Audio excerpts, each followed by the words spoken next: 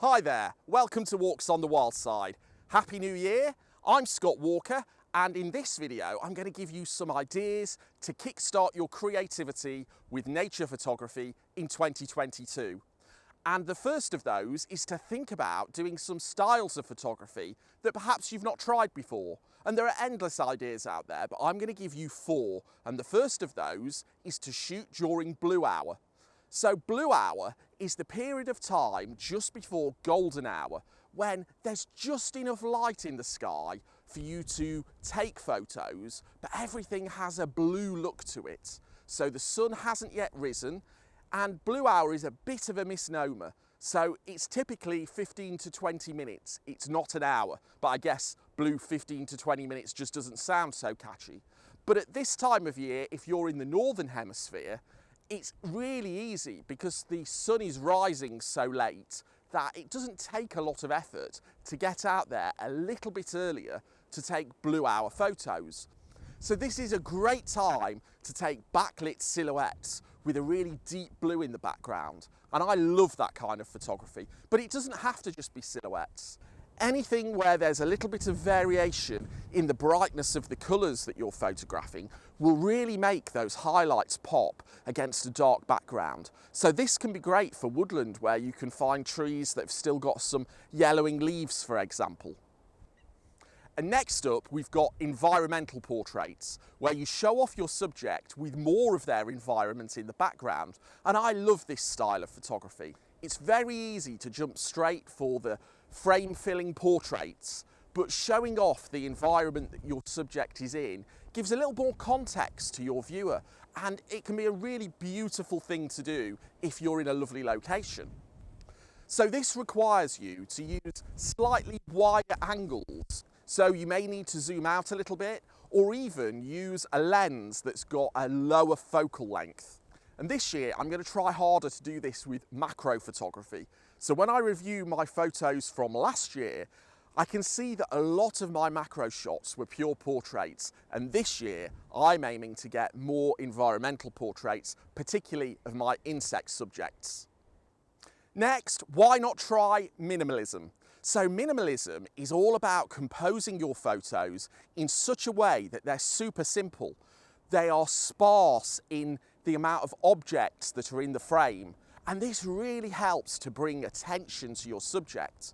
And although I've used the word simple, it's not necessarily that easy to do because there's so much around us. If you look at the environment that I'm in now, it would be very difficult to make a minimal photo here. So this requires some effort in the planning and the thinking of where you're going to go and how you're going to achieve your pictures. But minimalism is a form of art that has never gone away. It's really popular right now, and it will help you because there's not so many people out there, I think, that I see doing this regularly. And another form of photography that I would recommend that anybody tries is black and white. So it's so easy just to jump for the colour photo and not even consider black and white. But anyone who's watched this channel for a while knows that occasionally I like to do black and white photography. And it can really help you in a number of circumstances. But one of those is when you can get a great photo of a subject, but you don't necessarily like the colours that are around it. This can help remove all of that and bring attention to your subject without having to worry about colours. But what you really have to think about is tonal variation. And I've made a macro video before that covers tonal variation, and I'll do another one on wildlife very soon. Tip number 2 is to improve your fieldcraft. Now, this isn't necessarily the sexiest area of nature photography, but it is super important if you want to get to the next level. And you really need to understand how you can get nice photos of your subject in a nice environment. So this becomes about how you can get close to your subject and plan out your photos. I've made a video before on how I scout for wildlife, and it includes some of the tips that I use for fieldcraft, so I'd recommend that you give that a watch. But here are 3 things that you can do to improve your fieldcraft in 2022. So practice, practice, practice. Get out there, and when you think you're practiced enough, practice some more. I can't stress the importance of this. Even if you don't take your camera out or don't take a photo with your camera, practicing how to get close to the wildlife without disturbing them, or even if they do notice you, understanding how you can limit the behaviours that affect the wildlife will really help you to get better pictures. Next, spend some time observing your local area. I can't stress enough the importance of understanding what's in a place, and it's so easy to go about your day-to-day life without really noticing the details. What wildlife comes and goes around you, what insects are in a particular location. You can walk through a woodland or a landscape and notice that it's beautiful without really thinking about what if there was different light, what if there were different weather conditions, would this make a great picture? And so to spend time out walking or even just sitting and watching and observing is really important. When it comes to wildlife, you'd be amazed at how regular they are in their habits. Humans, we tend to do the same things at the same time on a regular basis. And why is this any different for wildlife? They come out and hunt for their breakfast at certain times. They avoid other wildlife at certain times. And they go to particular locations regularly throughout the day.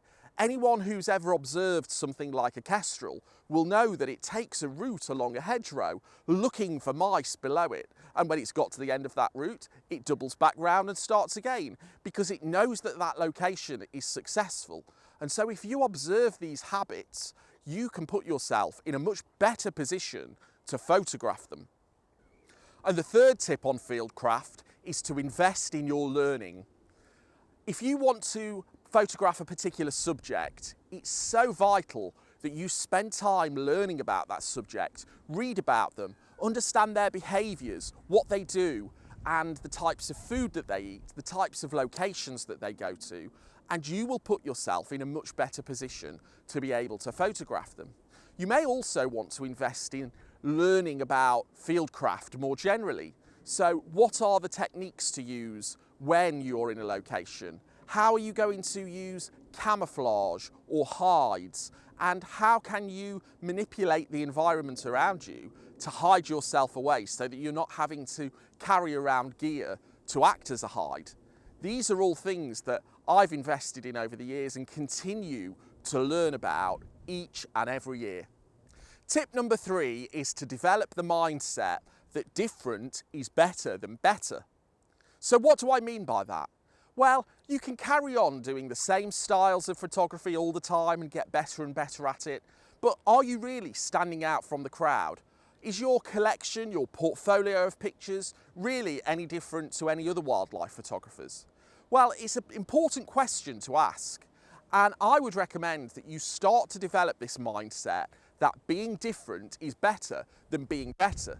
You want to create art and photos that are different to the other people that you see, and this will really help with your creativity and to help you stand out from those other photographers.